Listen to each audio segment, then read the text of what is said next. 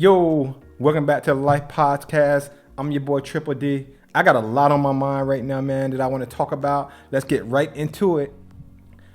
As I walk out through the day wearing my nerd shirts, I'm stopped many times by people asking me, hey, what do you mean by nerd? Why do you consider yourself a nerd? A lot of people look at nerd as a really bad way of describing someone, but honestly, we all are nerds in some aspect of it. Basically, a nerd is someone that's enthusiastic and knowledgeable about a certain subject. Everyone in life has that quality. We're happy, enthusiastic about something. We're knowledgeable about something. So in that event, it all makes us a nerd. So what I do is I create these shirts to tap into my nerdiness because I'm a nerd about a lot of stuff. I'm a nerd about photography. I'm a nerd about motorcycles. I'm a nerd about videography. I'm a nerd about life itself because I study life. So these shirts, they just express who we are. I have different nerd brand shirts with different sayings on them. This one says nerd. I insult without offending. It has the nerd brand on the side and the nerd brand on the back. If you want to begin tapping into your nerdness, hit your boy up. I can get you some shirts made, shipped to you. The links in the description below. We just passed Mother's Day. I hope all the moms out there had a great Mother's Day. I hope you was taken out to eat or fed or cooked for, just treat like a queen. Mother's Day is really every day because without mothers, there will be no world we live in. There will be no us. So moms, I just want to say thank you. We love you all. Thank you for being the queens. Thank you for being strong. Thank you for dealing with the BS that we put you through. Just thank you, thank you, thank you. With that being said, one question for the fellas. And also the ladies, because some moms you may suffer from this too. How do you all feel when you have a child or children and they don't live with you? And this is for the parent, the non-custodian parent. How do you feel about it when that child's not living with you?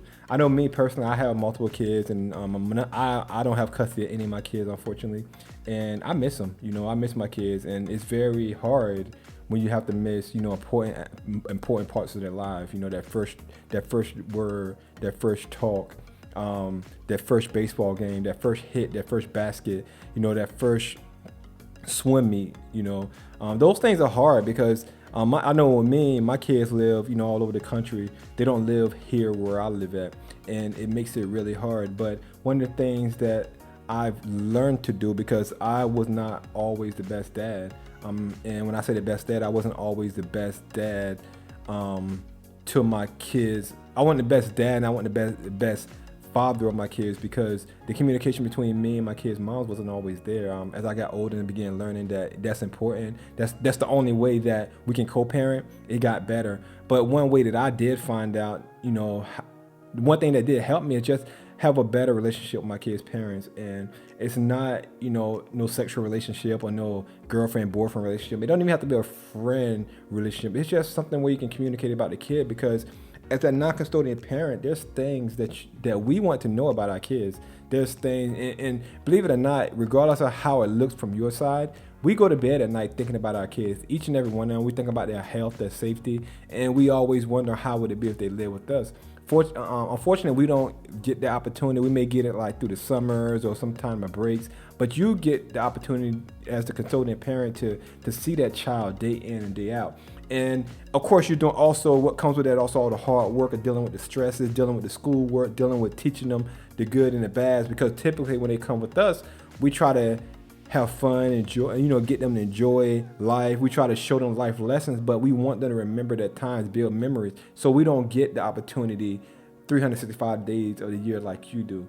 But yeah, it's from my perspective, it's hard, man. It's very hard. I have girls and I have boys, and I think it's even harder with the girls because, me growing up and dealing with women, the easiest women were always the ones that didn't have that confidence from their dad. And that's something that I try to instill in my daughters. You're beautiful. I try to tell them things that I know won women over when I was younger, when I would talk to them, because they didn't get that fed into them. But it's also hard to do when you're 3,000 miles away, because my youngest daughter lives in California, but her mom does an amazing job, making sure she comes with me as much as we wanted her to. Of course, plane tickets get expensive, because you're not only paying for the plane ticket, but you have to pay for the undercompany fee. Then you have to meet her at the gate. It's a lot of logistics that go behind it, but she does an amazing job with actually allowing me to see her. And then my middle daughter, she lives here locally to where I'm at, so I get to see her. I get to go to school. I get to see some of her events.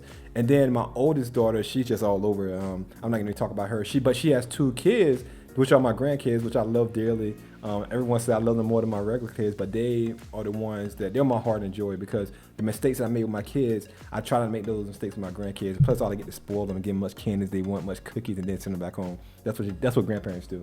But yeah, my daughter that's 3,000 miles away, all the way in California, it bothers me. Like, that's my baby. She's my baby girl. I try to talk to her on FaceTime, but children, when they get a certain age, you call them on FaceTime. Where does the camera at? The camera's in the ceiling. And you be like, hey, let me see your beautiful face. And they'll bring it down a little bit and then take the camera back in the ceiling. They'll talk to you, but they won't show their faces. And you try everything. Let me see your gorgeous smile. I see you holding it, and then they say, oh, Dad, you embarrass me. But, they want that kind of attention. And while you try to do it as much as you can, it's difficult, like, with them being away, to try to be a full-time dad, because realistically, we're not full-time parents. But at the same time, show them that you love them, you're going to protect them. I've heard my daughter say before, you're all the way out there. What are you going to do if something happened to me? Because I always tell her, if something happens to you, or someone does something or say something to you, I will make a trip there like this.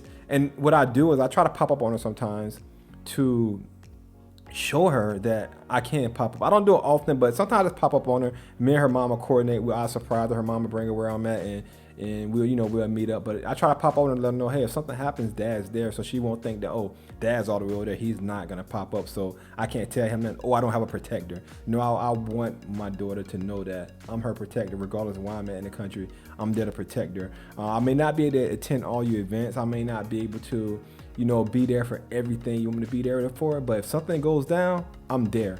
And I would like to know, how do you all other non-custodian parents feel about that? Because it bothers me. I go to bed every night thinking about my kids, as I said, thinking about, how do they feel about me? Thinking about, how can I be a better father?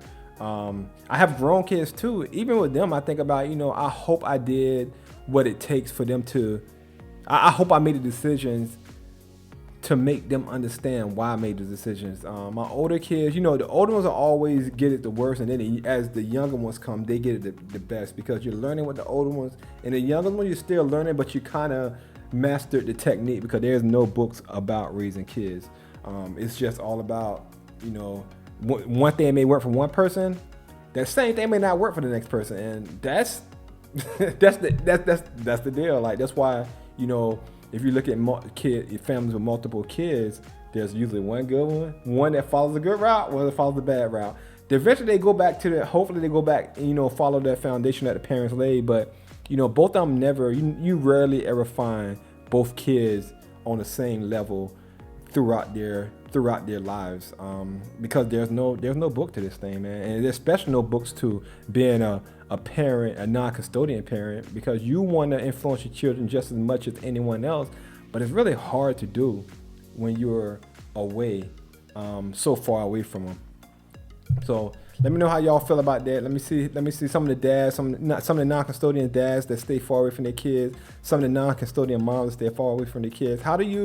What kind of travel arrangements do you make? What kind of communications do you make? How do you deal with them? And then if you have multiple kids, what do you do to ensure that one don't feel like the other one is, that the other one get more of you? I know me personally, some of my younger sons, they think that my picks are my daughters, but honestly, as a dad, your picks are always going to be your girls, because you're trying to feed into your girls. Of course, you're going to feed into your boys too, but you got to feed into your girls. And I always treat my kids different. So when they're here, there are certain things that I let my girls do, and then there are certain things I let my boys do.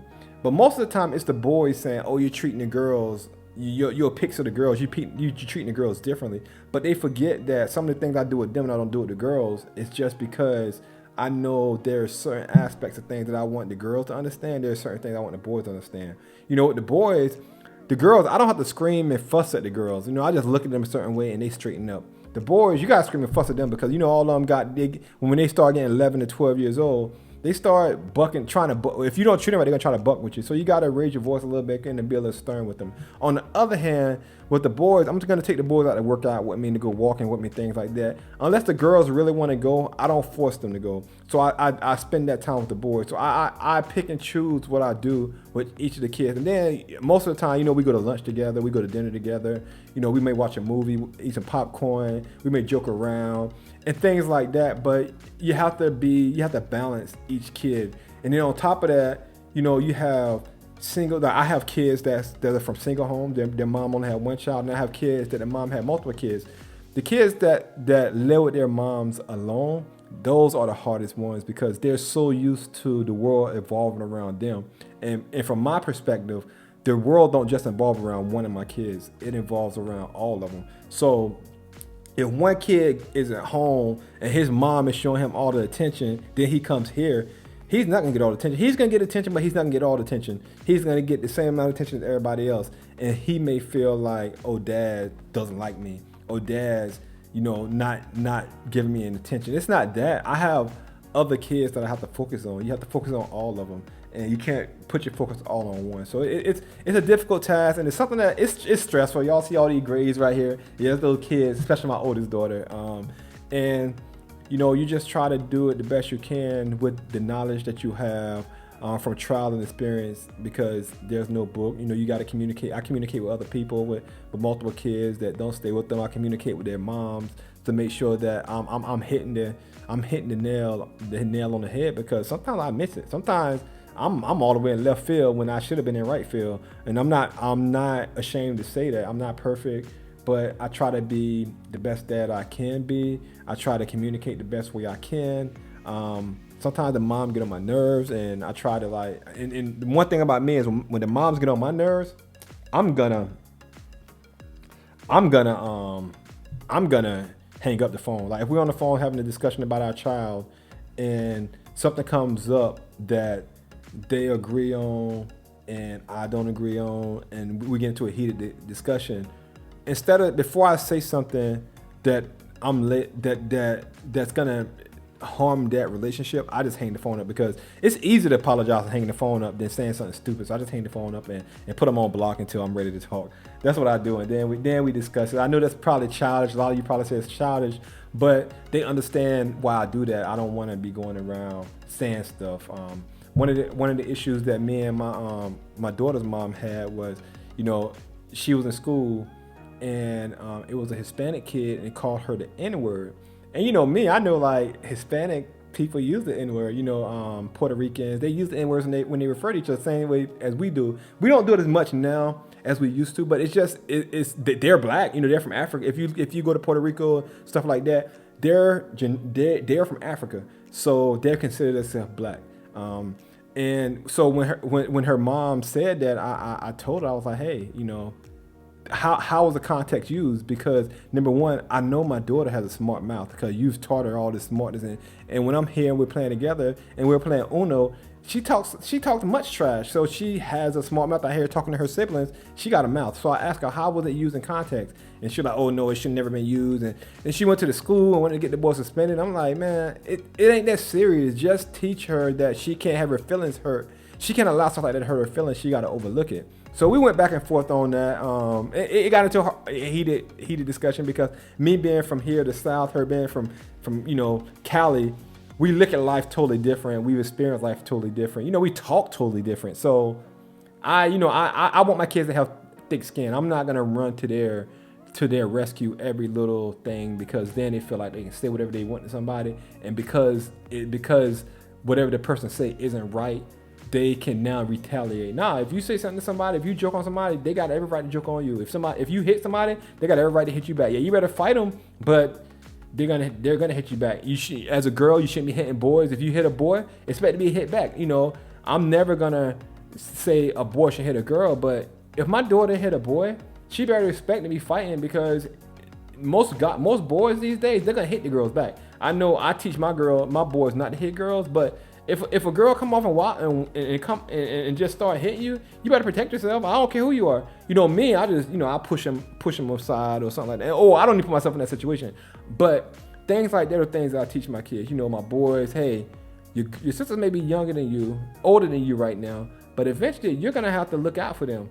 Girls, don't be too hard on your brothers because they're gonna be bigger than you, they're gonna be stronger than you, and you're gonna need them as they get older. I'm not gonna be here forever. At the end of the day, you all gotta depend on each other, like me and my siblings are, because our dad is no longer alive.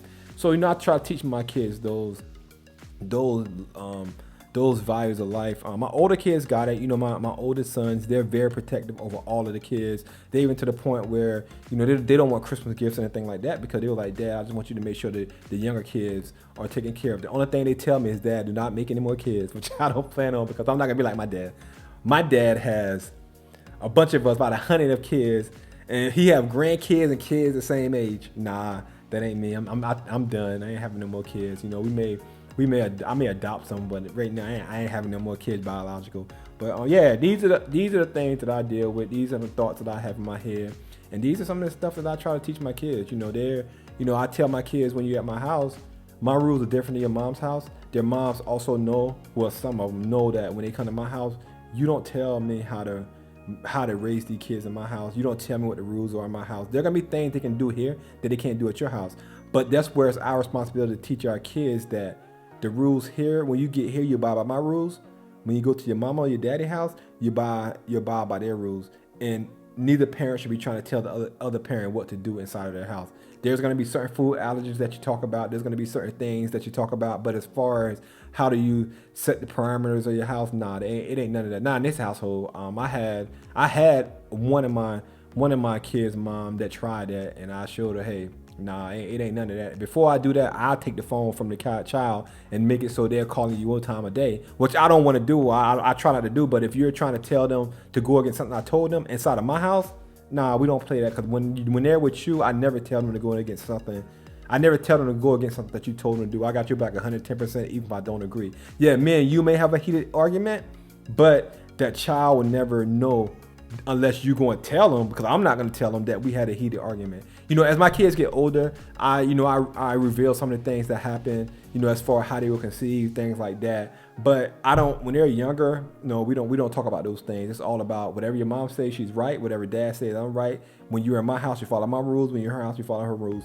If she calls me and tells me something that you did to break one of her rules, regardless if I agree with it or not, I'm going to be on your behind, because mom is always right. That's just how I am. I may be in my mind saying, this is stupid, man. That's a stupid rule. Why you gonna do the kid like that? But when that kid's on the phone, mom's always right. And then I always tell my kids as they get older, use the motivation of what you don't like, the rules that the rules that your parents set that you don't like. Use that as motivation to graduate high school, top of the class, go to college, go to the military, to get on your own, so then you ain't got to follow those rules no more. But the truth is, as you get older, the same things your parents taught you are the same things that you're going to do in life. So, yeah, so let me know, y'all. Let me know how y'all feel. Let me know if y'all are the custodian parent, non-custodian parent. How did that make you feel?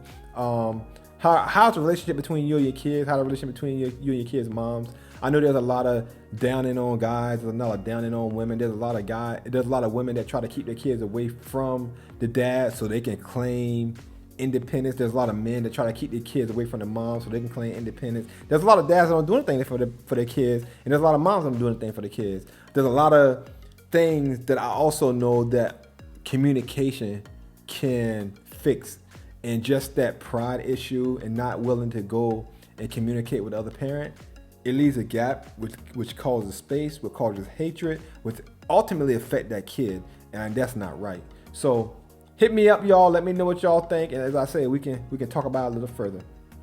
My question to you is, how many of you out there have experienced some type of inequality inside of your workplace because of skin color, because of age, because of race? It may not be skin color, it may be race. And we know, I may be dark skinned. There's other dark skinned people that are different. I'm sorry, not different race, but different nationalities. let me know. Leave me some comments in the bottom. Let's talk about it, because this is something that's apparently it's not going away, and apparently people think it's okay to do, but we have to get to the bottom line of it. There are ways that you can, put not lawsuits, but put legal actions against your organization. You can claim I think EEOC. I have to look more into that. But technically, if you're older, middle age, if you're 40 and older, there's laws that protect you. And a lot of people don't know that, unfortunately. A lot of organizations, they try to buy your voice by offering severance packages, but you can still go to the EEOC and file a complaint. It's not a lawsuit, but it gets that organization, the Equal Opportunity Organization, to check and do an investigation into that company to ensure that they're treating people right, treating people fairly. And unfortunately, I've been in organizations that didn't treat people fairly. I've been in organizations that have treated people fairly. And it's not a fun place to work, especially if you truly believe in not going there and sitting around and not making change. I've always believed in wherever I go, I'm going to make some type of positive change, or I'm going to be the voice of equality, regardless of how people think. So I always say that's going to either fire me, or that's going to either keep me there and help the organization get better. So I've always put myself in that position. Now I know there's people that go and say, hey, I'm only one person, there's nothing I can do, so I'm just going to comply. I'm just going to deal with them. I'm just going to do whatever I have to do to move up. It's about me and my family. That's completely fine, but I'm not one of those people. I truly believe in equality, and even if it affects what happens with me, as long as I see the next person have a better quality of life because of what I went through, that's fine too. So like I say, if you ever dealt with that, please leave a comment. Let me know how you feel about it. I don't feel good about it. I don't feel good when it happens to me. I don't feel good when I see it happen to someone else. And I do see it a lot often than I like to see it. So that was like the longest, quickest spiel about that. It bothers me. My brother told me yesterday that sometimes God allows things to happen because he know we're the people that will go and make changes. He don't put nothing on our shoulders that we can't bear. So, I'm still going through what should I do in this situation, because it's not about the money right now. It's about the folks that's going to follow me. There's going to be other people that's in the same predicament as me, and I want to make sure that they're done right, and I want to make sure that anybody in the future is done right. It don't have to be a black male. It don't have to be a white male. It can be anybody. So it could be a black man up there that's doing it to a white person. It could be a white person up there doing it to a black person. It could be an Indian person doing it to a white person. It could be a white person doing it to the Indian person. So it doesn't matter. I just want fairness. That's all I ask for, is fairness. And it's a shame that we deal with so much unfairness in this world today. But like I say, let me know how you feel about that. And we can even get a little deeper if somebody want to join my podcast. We can go into this, elaborate a little deeper. We can do a live stream so we can talk about it. But that's something that's really on my mind.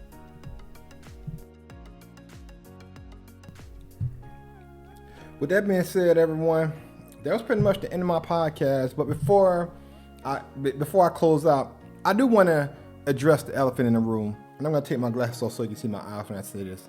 There's a lot of dudes out there hating. They're hating on people that do podcasts. They're hating on guys that do podcasts. Do I take it personal? I don't. But here's what I say. My podcast isn't to try to make no money. My podcast is for me to be able to speak my mind, speak it clearly, and maybe other people have the same thoughts and we can interact. So, a lot of people, we do podcasts, we work our regular days, we make our money, we do our podcast to just let it out. So y'all need to stop hating. And the funny thing is, y'all on podcasts doing this. So we can do our podcast. You can do your podcast. Stop hating, man. Stop hating. Because there's nothing that I'm doing to get in your pocket. There's nothing you're doing to get in my pocket. We're living our own lives. So stop hating about other fellas doing podcasts. It's 2023. We're not in 1965 where everybody doing backbreaking work. It's all about technology. This is how we talk about things. This is how we share things. Embrace it. You're embracing it. So stop hating on the other fellas that are embracing it. People want to get out there and do things that are different. You're doing something that's different. So stop hating, fellas. All right. So with that being said, remember, life is what you made it, what you make it. Until next time, y'all. Peace.